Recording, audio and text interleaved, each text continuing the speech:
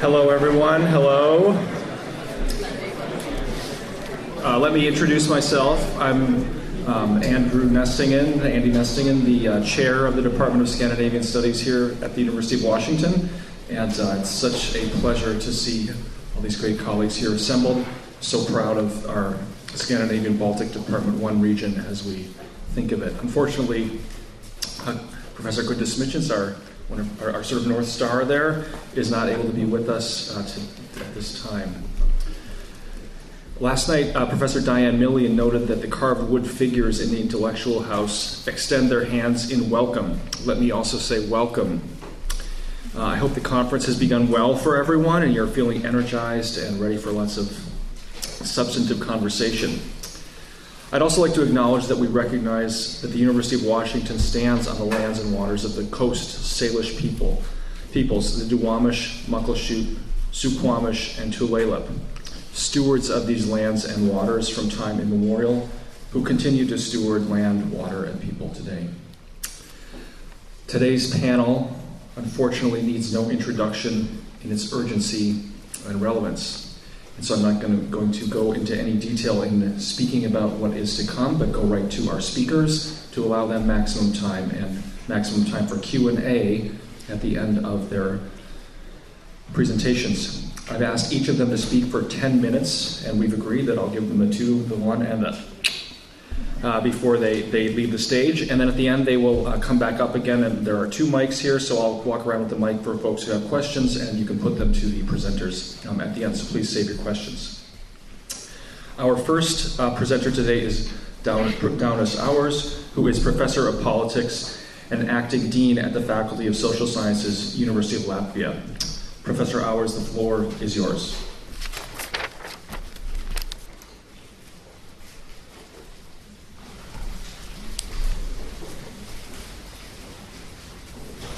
Okay, thank you, Andrew, for that introduction. It's a little curious for an academic to have a microphone like this. For the Latvians amongst us, I feel a little bit like Lauris Reinis. So if I burst into musical song, I hope you will tolerate it, and I hope you will forgive me. So, on this presidential plenary today, I am the one who is neither an international relations or a security expert, in contrast to Dovilė and Andres, nor am I a Ukraine expert.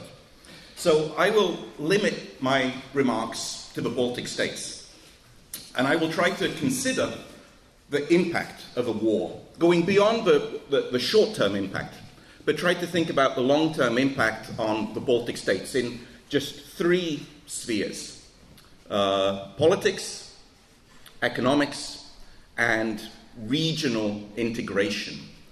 And most of my sort of remarks will be focused around Latvia, but I hope that they can also be partially or wholly extended to include also Lithuania and Estonia.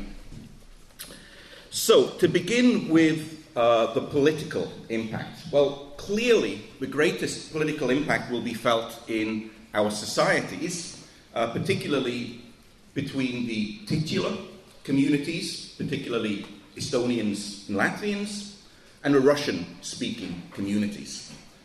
Since the war started, there have been multiple stories of increasing social pressures, some isolated spots of violence in schools, on the streets, but there is no compelling data to indicate that there's necessarily been a large-scale pickup. But there does seem to be an implication that there is some sort of, heightened tensions on the street. This is likely to continue as we make a string of very controversial, in terms of ethnic relations, decisions. So in Latvia, I think the biggest, most monumental decision we see is connected to a monument. So this is the decision to dismantle the Victory Monument in Latvia, which is the central commemoration monument to the Russian-speaking community in Latvia, has in previous years gathered up to 250,000 people to celebrate the 9th May Victory in Europe Day. And although it's a recent monument, constructed, I think, in 1985, it has an emotional hold over the Russian-speaking population. And this is now using the sort of opportunity of a war and Russia flouting international law. This opportunity is being used to dismantle the monument, probably over the coming 6 months. And we can certainly expect some disorder there, but we can also expect some sort of changes to the political system.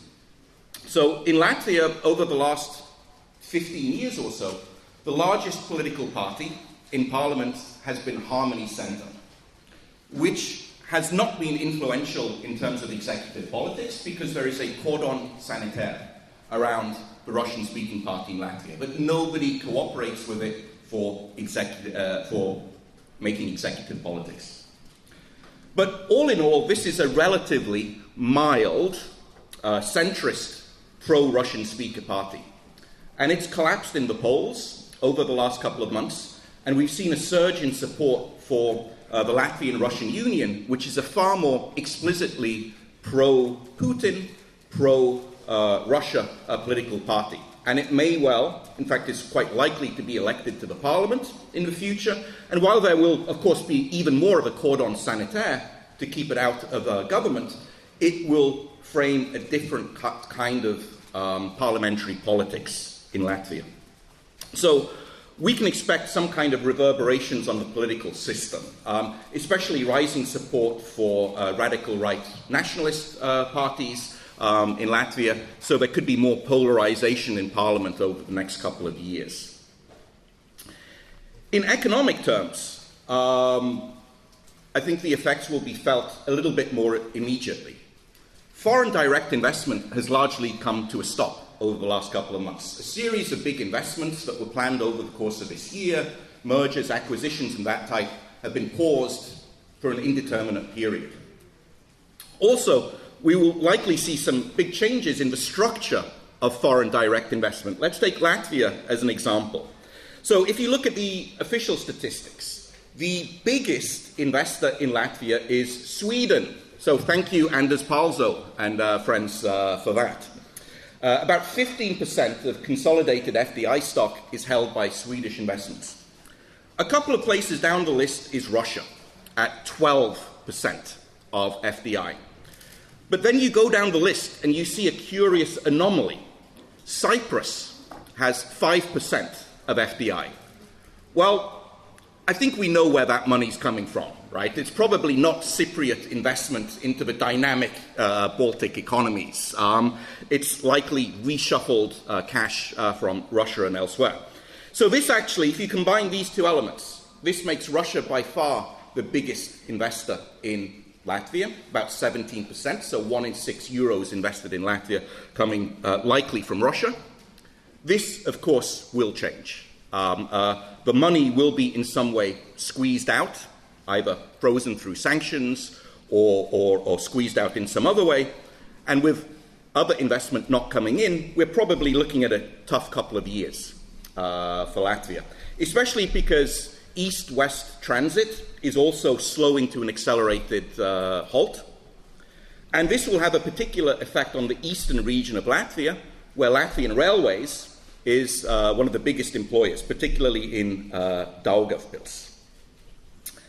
And then we also have the issue of European funds. So European funds are very generously used in the Baltic states since we joined the EU in 2004. But over the next couple of years, in solidarity with Ukraine, we should expect to see far less European Union funds flooding into Latvia. The most recent quote for the rebuilding of Ukraine, the reconstruction after the war, is 700 billion euros. And it seems to go up by about 50 billion euros every 10 days or so. So I think we can safely assume it will be at least €1 trillion to reconstruct. And that money has to come from somewhere.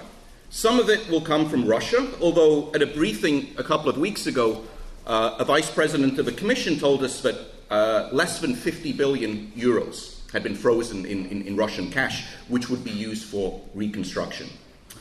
And there might be some kind of energy tax imposed. After all, just earlier this year, Iraq stopped paying compensation to Kuwait for the Kuwait invasion 30 years ago. So over the course of 30 years, attacks on energy exports from Iraq paid about 57 billion euros to Kuwait in reparations.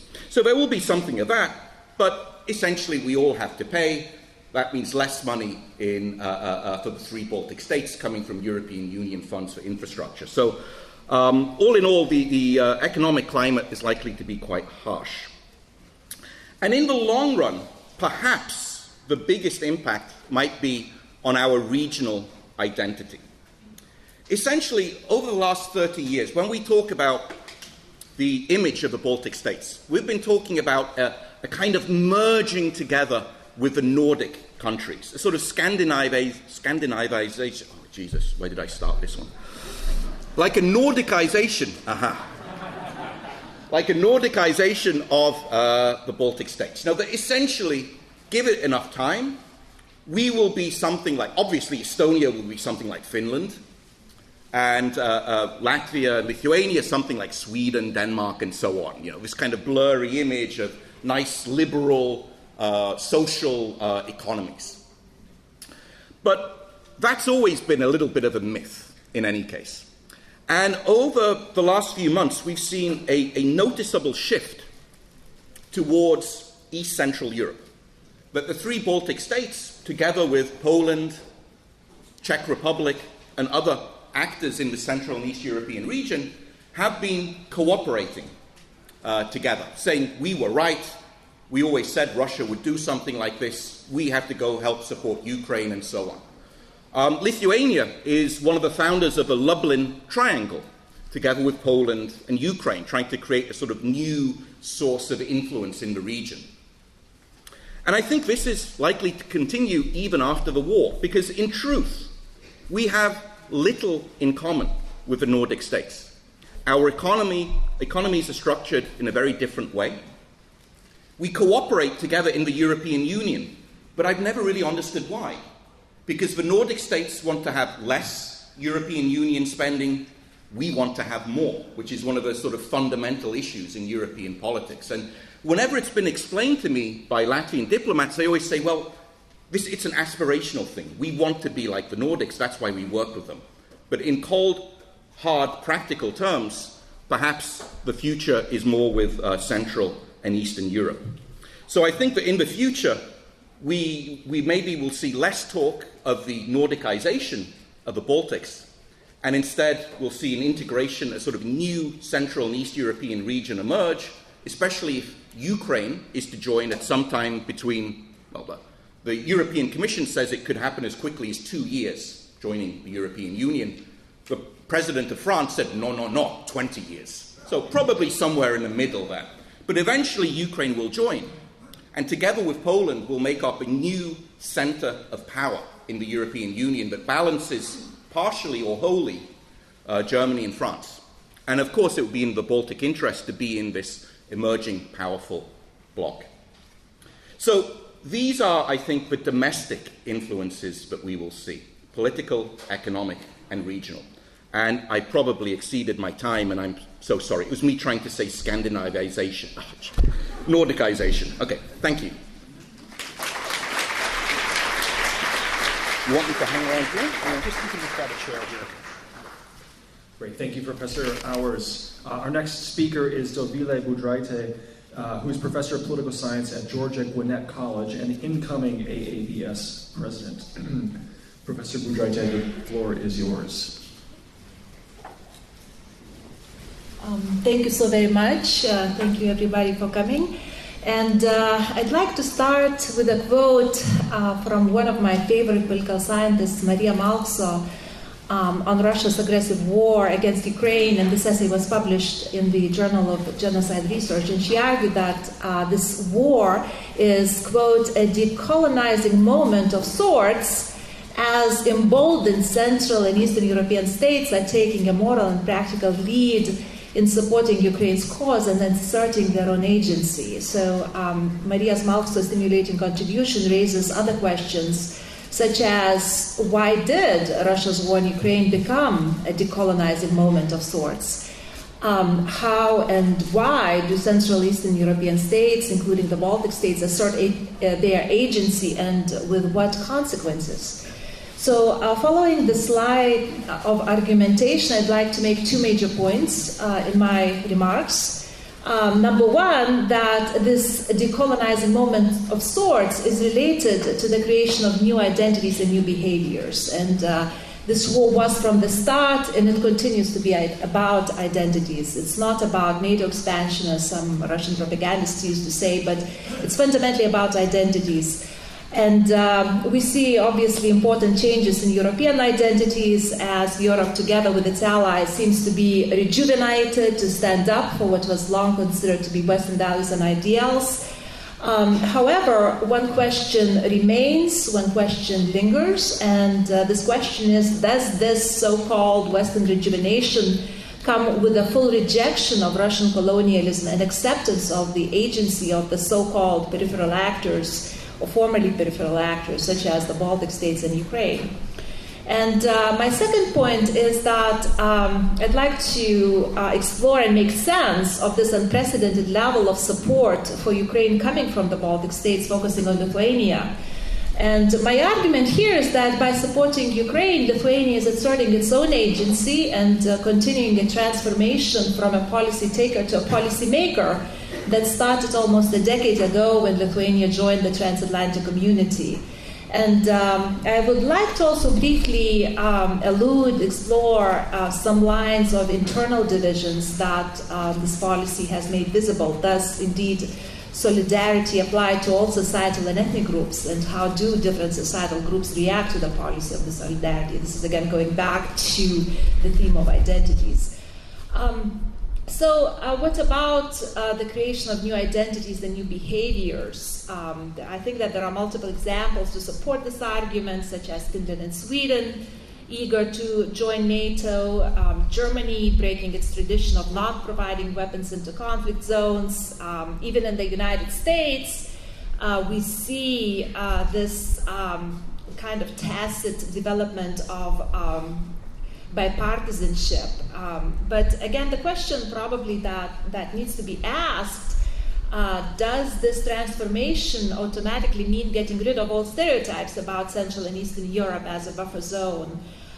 Beliefs that somehow big powers should be the ones addressing the so-called international crisis and shaping security landscape.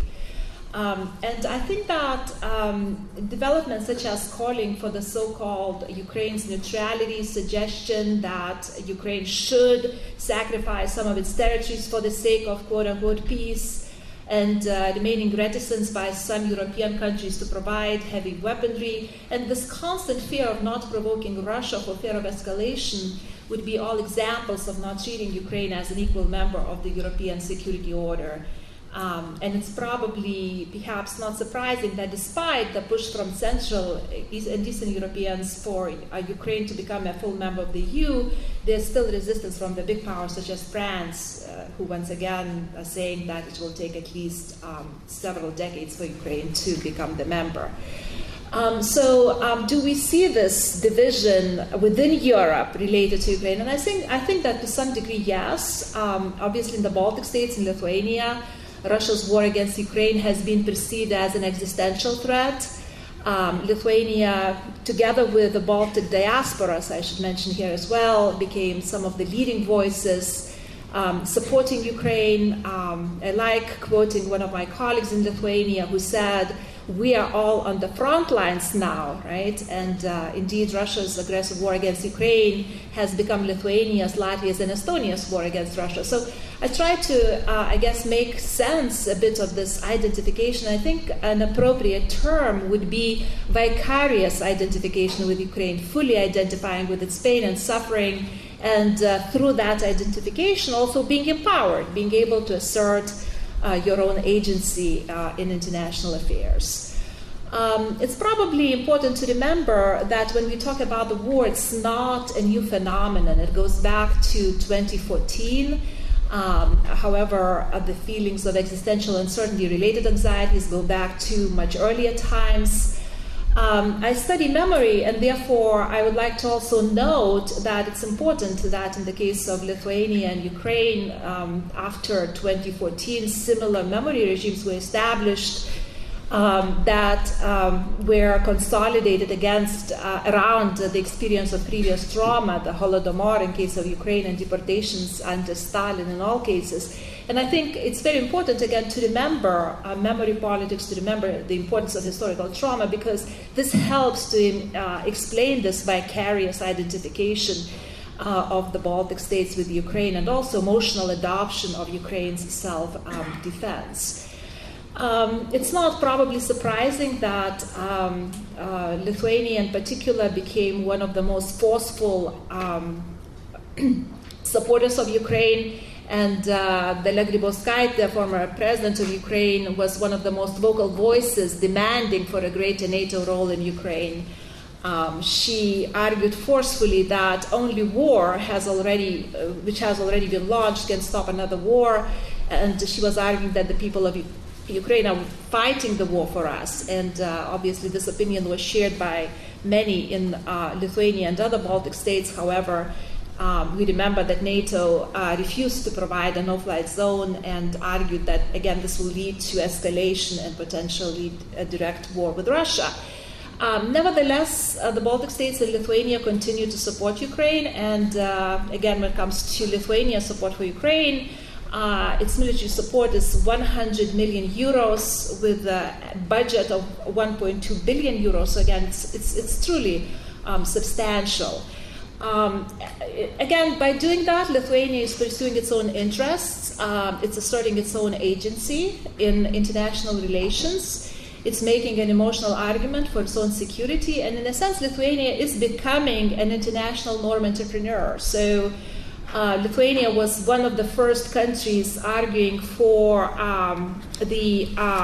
looking into the war crimes, and even promising a significant amount of money to the International Criminal Court, to the International Court of Justice. Again, needless to say, historical memory matters here. Experience of mass deportations, political repression in the past made it very sensitive to similar war crimes conducted in the 21st century, and also committed to international norms. It's possible also to talk about the not just identity areas, but also energy security. It probably doesn't come to a surprise that the Baltic states are leading in the European Union to try to eliminate dependence on gas and oil, and this is also quite important.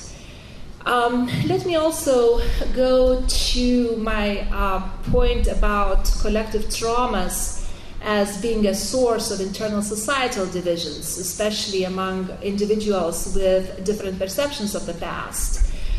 Is solidarity absolute?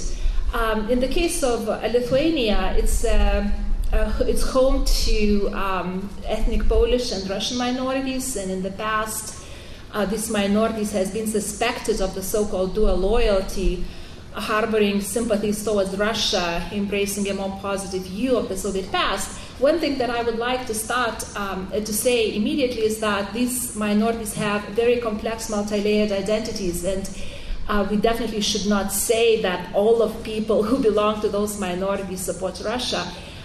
In the case of Lithuania, it's important that even those politicians who did not support Ukraine in 2014 actually switched their loyalties, and for example, Valdemaras Tomaszewskis from Lithuanian Polish ethnic community, in March 22, he said that he definitely condemns Russia's aggressive actions against Ukraine.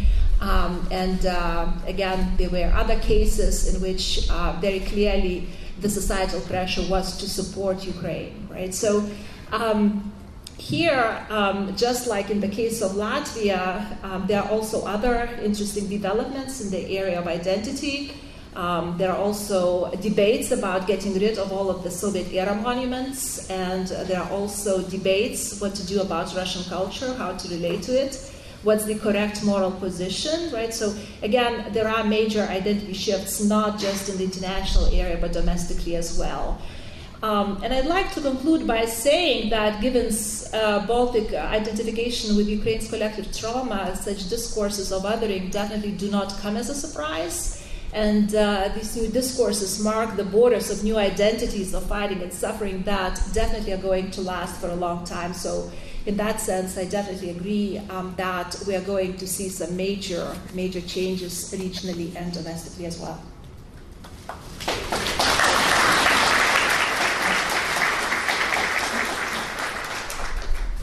Thank you, Professor Budrytė.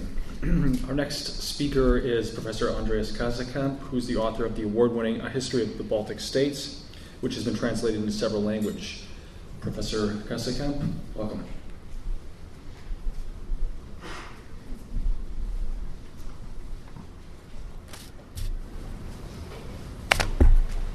Good afternoon, everyone.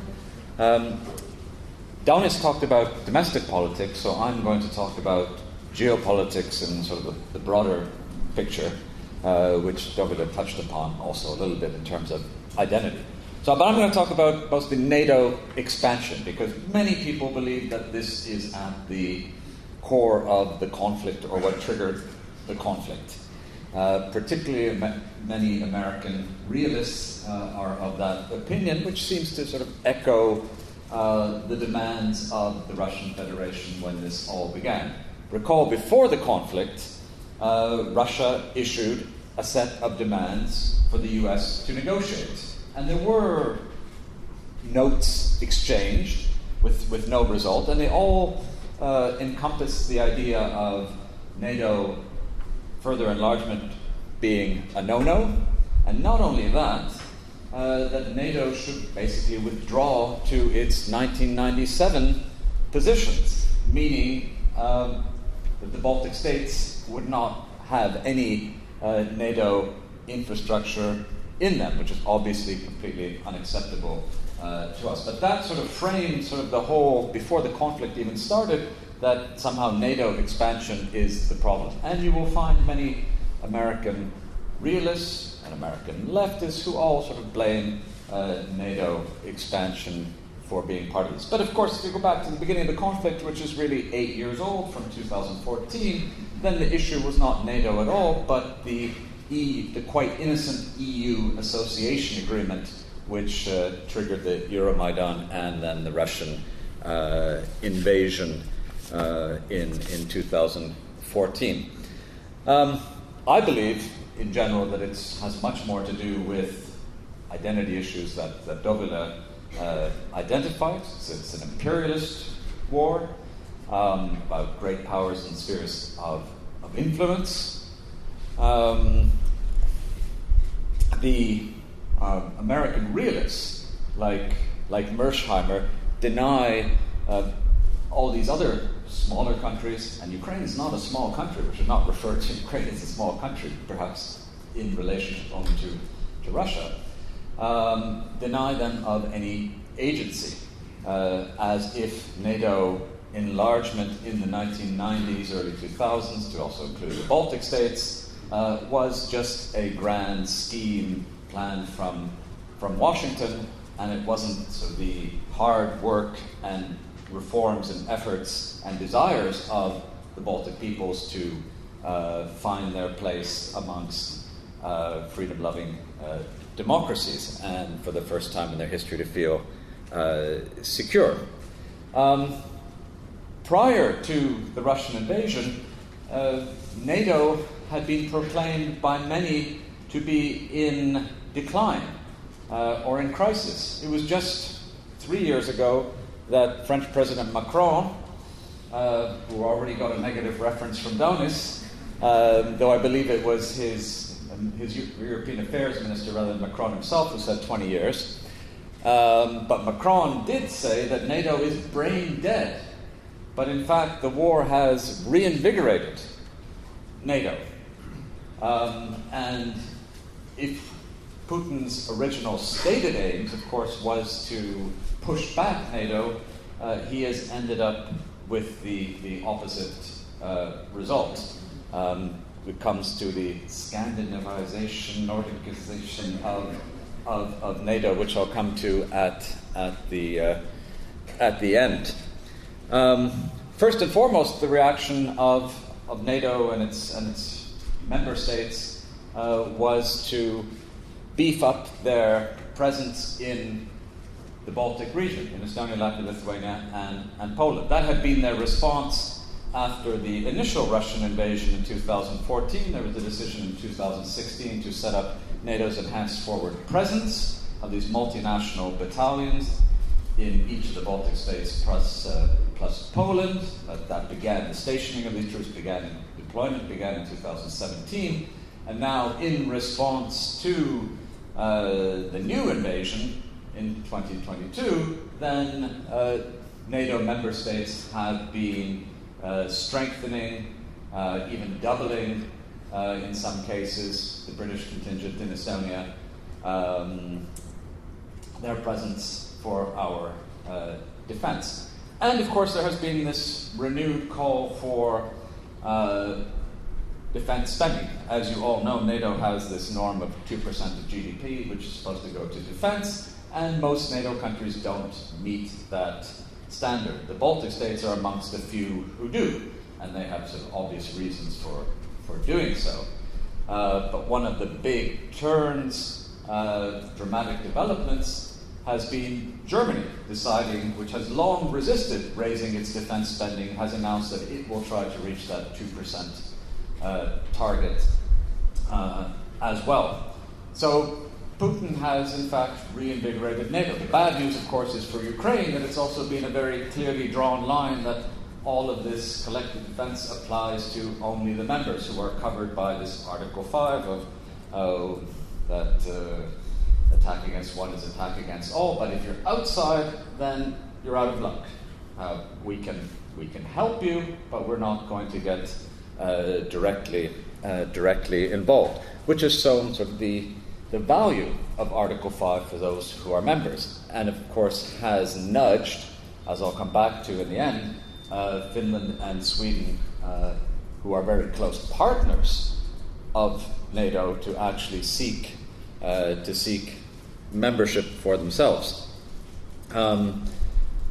As was mentioned by Dovilė, only citing, I think, the Lithuanian example, but Latvia and Estonia have also been amongst the greatest contributors of military assistance to Ukraine, and in fact Estonia is the greatest by far of any country in terms of its assistance, in terms of its GDP, as a percentage of its GDP. Of course, in absolute numbers, that's a small amount. But still, it's sort of very impressively respond. And of course, it was very important that the Baltic states also responded early, that they didn't wait for the invasion to start before they started supplying Ukraine with lethal aid. And I remember at the time when it was discussed in Estonia in January to supply the Ukrainians with javelins or anti-tank missiles, that we need these for ourselves. Can we afford to give them to the Ukrainians? And there was a sort of public debate, and it was sort of very wise leadership to see this, that Ukraine's fight is our fight. The relationship with NATO and Russia going forward, obviously it's been frozen, but there is a NATO-Russia Founding Act from 1997, and there is a NATO-Russia Council, which hadn't been used very much in recent years. And it's this NATO-Russia Founding Act from 1997 which limits the deployment of NATO forces in the new member states, including the 3 Baltic states. This, I think, will come up for discussion at the NATO summit later this summer. Our countries, the 3 Baltic states, are all pressing for the NATO-Russia Founding Act to be declared null and void. However, most of the major players in NATO, I don't think, are willing to go that far. They're willing to say, okay, in practice it's not happening, but we're not going to cancel this agreement.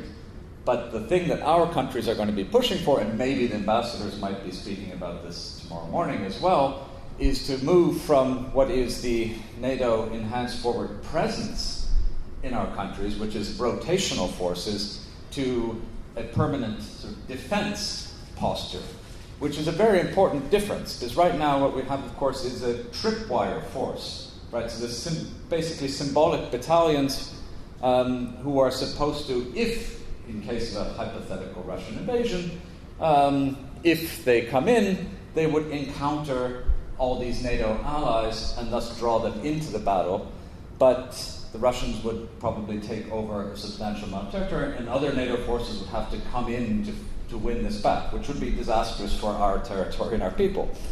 The defense concept, of course, would demand having permanently stationed forces which would actually be able to meet the threat head on and beat it back like the Ukrainians are doing. But there's a lot of reluctance on the part of the Western allies to do so. And paradoxically, one of the arguments that I've been hearing recently is the very weak showing of the Russian military means that actually we don't have to beef up our forces in the Baltic states because the Russians aren't really capable of doing something. And that's sort of one of the arguments that our diplomats will have to overcome.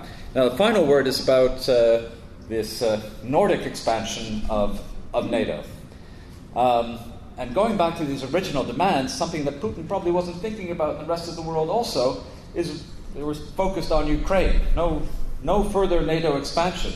But this rang alarm bells in Helsinki, because in Finnish politics, they've always had what they claim to be the Finnish option, the NATO option.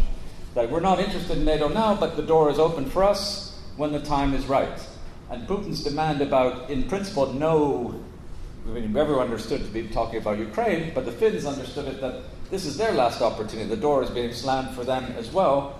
So already back in December, the discussion began in Finland, which is now leading to Finland having actually made its application to join. And as Dovilė was saying about awakening sort of collective trauma for the Finns, of course, the invasion of Ukraine triggered their memories of the Winter War in 1939. And in this case, we always thought with the Finns, it was always the common received wisdom that the public opinion is strongly against NATO enlargement, and it would be the Finnish leadership, the president, who would sort of show the way. But what in fact has happened is this unexpected, very dramatic shift of public opinion, and the Finnish political leaders have followed that demand.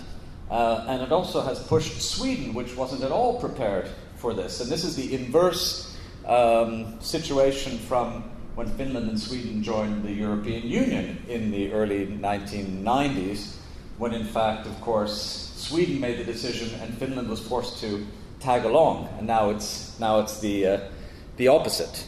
So to wrap up, as my time has come to an end, this Nordic expansion, of course, is the greatest thing to happen to Baltic security since we joined NATO in 2004, because that will make the whole of Northern Europe, basically, and the Baltic Sea a NATO lake, which makes us much more defensible and should be a greater deterrent to Russia. And, of course, ironically, going back to the beginning, the Russian demands about no further NATO expansion, which began sort of the whole crisis now that we have now, Putin and Lavrov have commented that it's really no big deal that Finland and Sweden are joining NATO.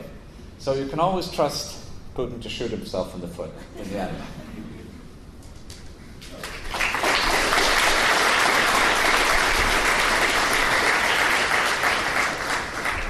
Thank you, Professor Kasekamp.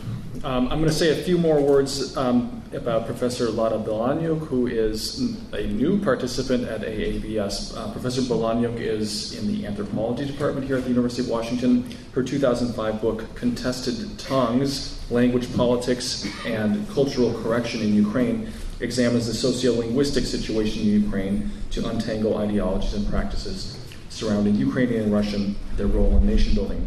She's currently at work on a book on the politics of popular culture in Ukraine. Professor Bilaniuk, the floor is yours. Thank you. Thank you so much for inviting me. As a Ukrainianist, I I feel like a little bit of an outsider, but in this particular context, with the third month of this war that's been going on, and so much of the news that we hear about what's going on, the atrocities, it's almost unbearable. It's unthinkable that just peaceful people are being killed, exterminated, raped, buildings destroyed. And what I think is so important for Ukrainians is knowing that they're not alone and really appreciating the support of people from different countries and the Baltics especially. That I think Ukrainians feel like they don't have a choice but to fight. I mean, it's a question of life and freedom and everything that they value, but definitely not having to go it alone is pretty critical. And definitely in terms of the fact that, if a big muscular person is beating you up and you're not that muscular, well then, you need some help. And I think that moral and physical and military support that other countries are providing is so important. So it's been 3 months, but as Anders has mentioned, it's really 8 years of this particular war. So Ukrainians' borders were breached. It was invaded in 2014. Crimea was invaded and annexed, and parts of the Donbass.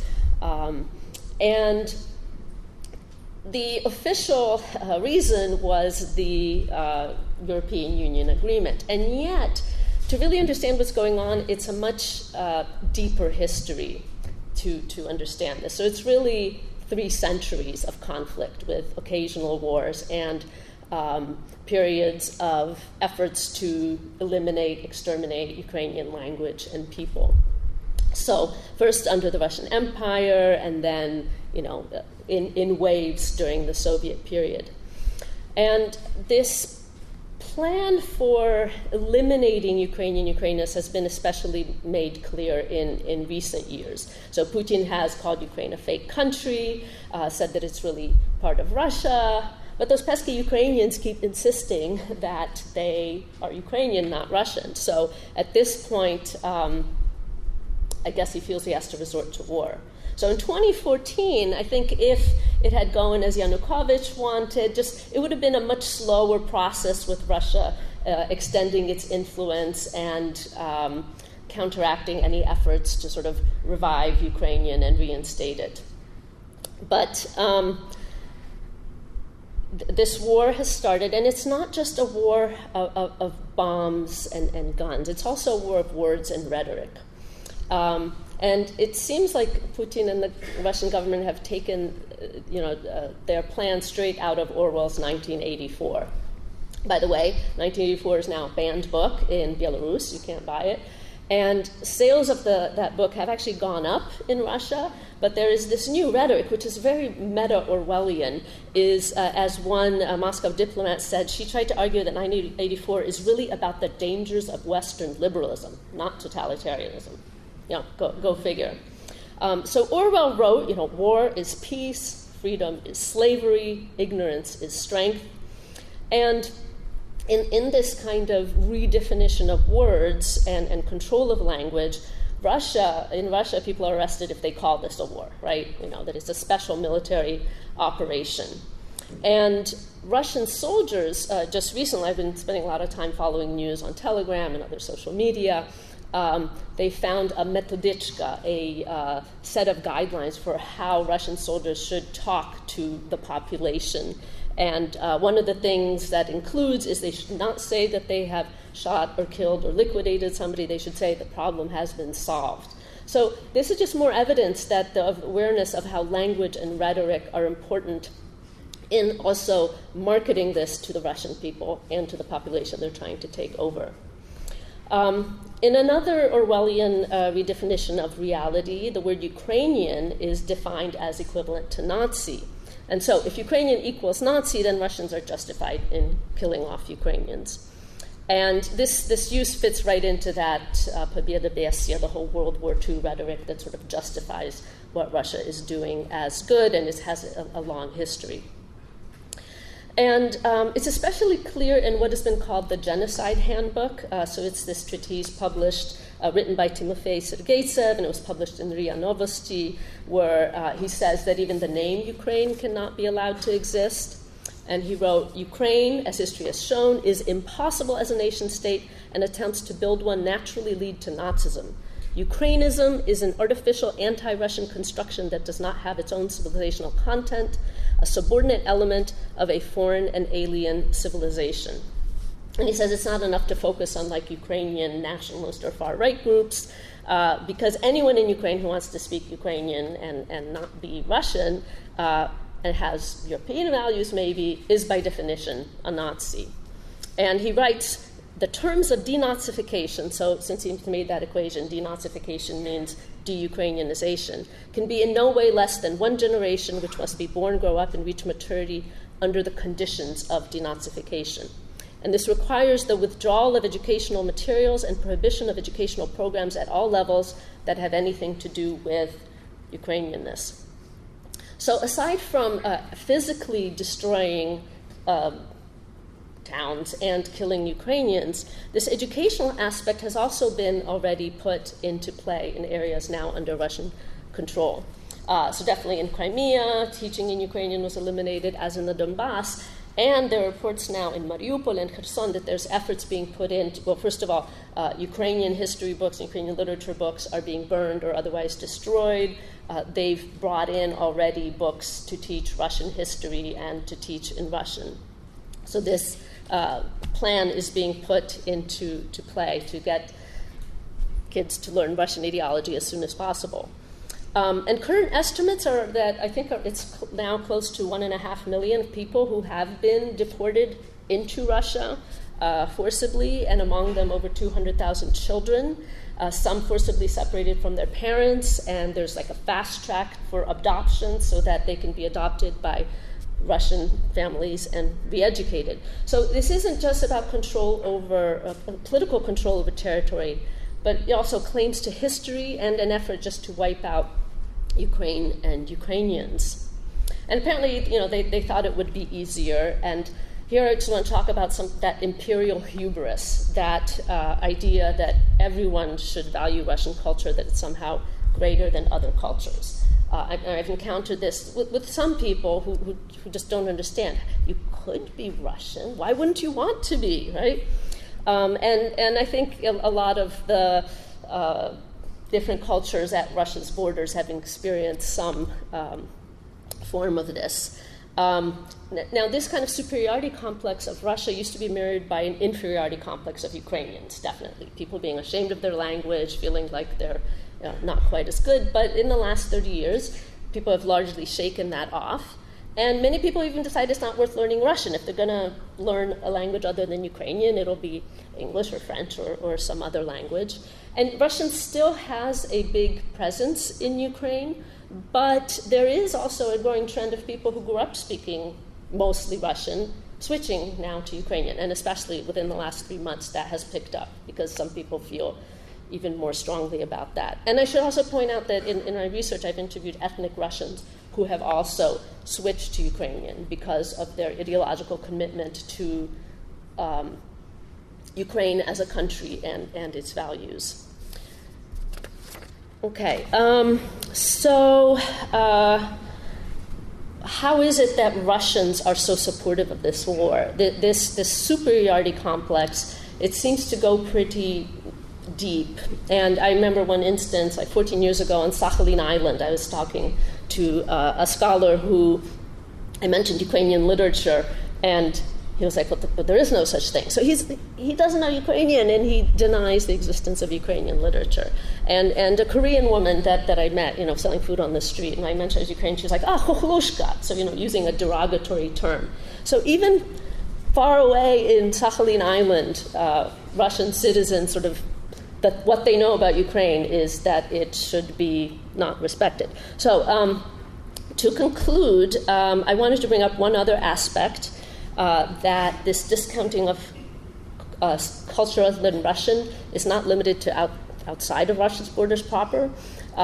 One chilling detail that has come out is that minority groups within Russia are disproportionately represented in the soldiers that are killed in this war. So the top groups, number of military deaths per size of population, are from North Ossetia, Buryatia, Tuva, Dagestan, Ingushetia, and Chukotka. And in another statistic, in the Astrakhan Oblast bordering Kazakhstan, ethnic Kazakhs make up 16% of the population, but they make up 80% of the war dead. So this war is not just to suppress Ukrainians and eliminate Ukrainians, but it is also serving to get rid of the problem of minority diversity within Russia. And the central government has indeed reduced linguistic rights of non-Russian speakers within Russia in the last few years. So this is sort of a chilling example that this is not just a ethnic cleansing or genocide of Ukrainians, but perhaps, or seems to be evidence that it is also such internally within Russia. And I will stop there. Thank you.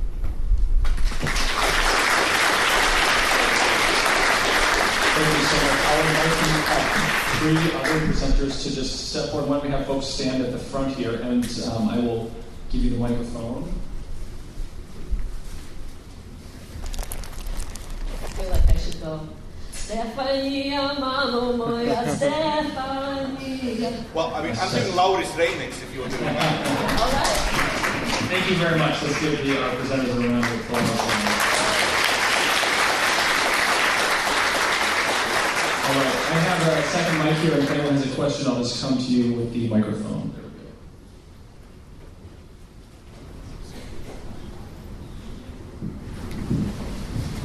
There we go.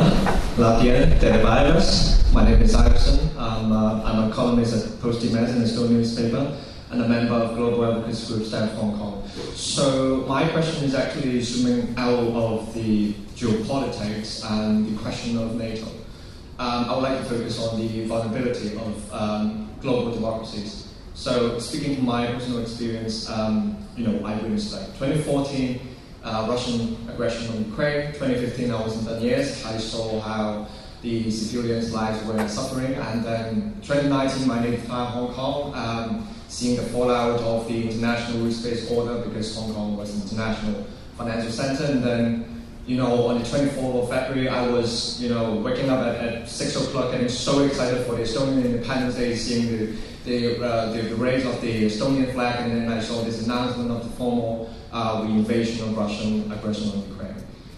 So my question is actually to your view that we are seeing this ideological struggle between confrontation and seeking for harmony. So on the one hand, the global democracies are always looking for harmony. If you look into the Minsk agreements, you know that is not going to solve the issue in Ukraine back then.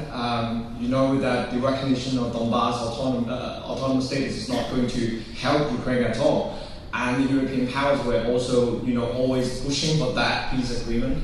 And we see the consequences in 2022. And the same for Hong Kong, that 2019, we were asking for sanctions, and confrontations from the European powers and then the American allies, and then it turned out just the US trying to sanction against Hong Kong officials. So I do draw parallels of all this as the greater fight between the free world and the authoritarian regimes. So my question to you is that now this Russian-Ukrainian war is giving us a fairly tragic wake-up call for everyone who believes in democracy. So the question is that we're going to fix that, and how are we going to fix the vulnerability of global democracy and the functioning of the global economy in this sense? Thank you very much. Thank you for your question and for pointing out the parallels worldwide, the broader picture.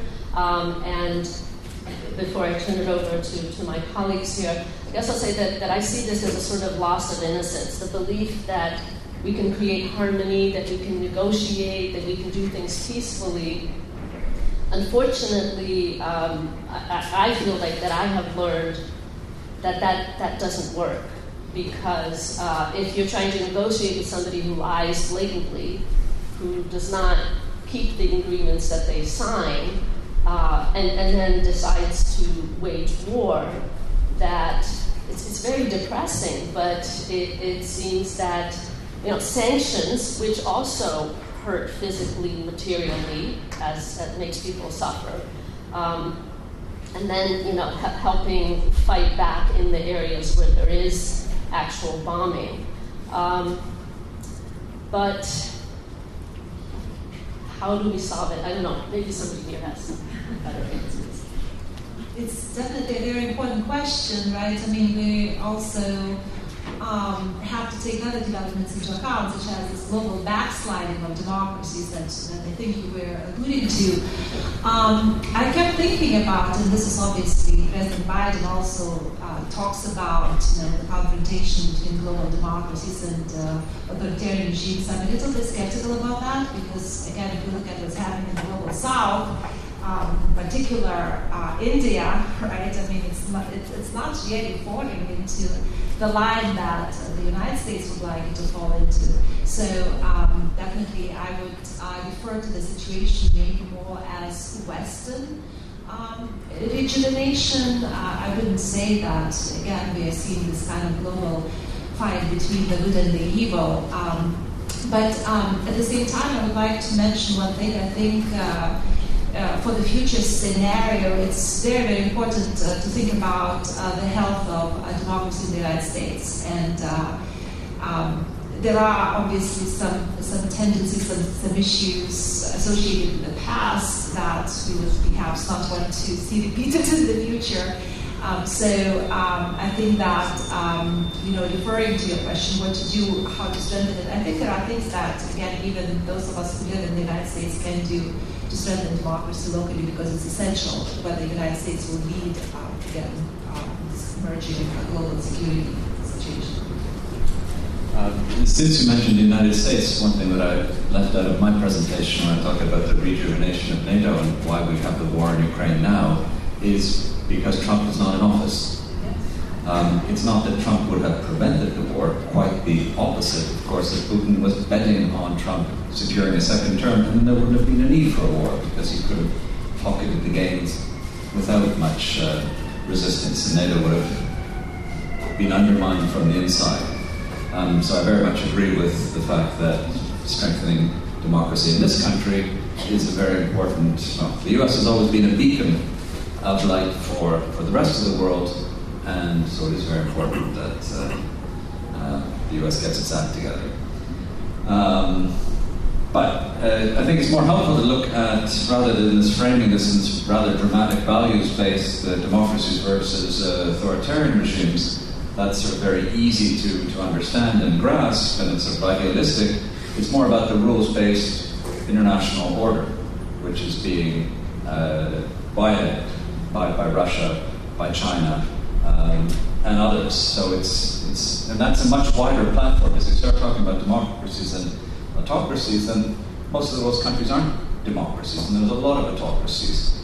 The question is the countries that are a problem are the ones with imperialist, aggressive intentions towards their neighbors. Most autocratic regimes aren't, in fact, imperialist or aggressive. They're happy to be sort of left alone and repress their own citizens and not bother anyone else and not want to be bothered.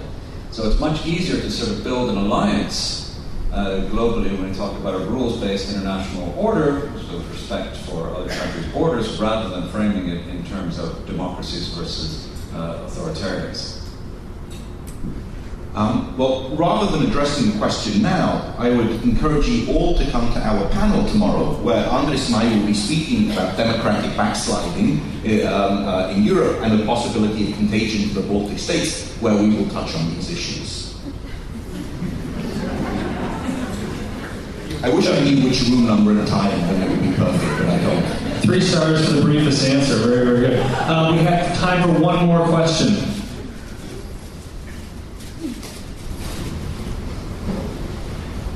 Hi, I'm Auers from the University of Tartu. I just didn't want to answer the last question. Let me ask you another one. And Daunis. So, in the next 6 months, you say, the Riga monument, something will happen to it. What will Russia do? Well, it can't do anything. The whole reason we're using this window of opportunity is that there is effectively nothing Russia can do. It can't complain about international treaties being broken, because those international treaties are unclear as it applies to this monument.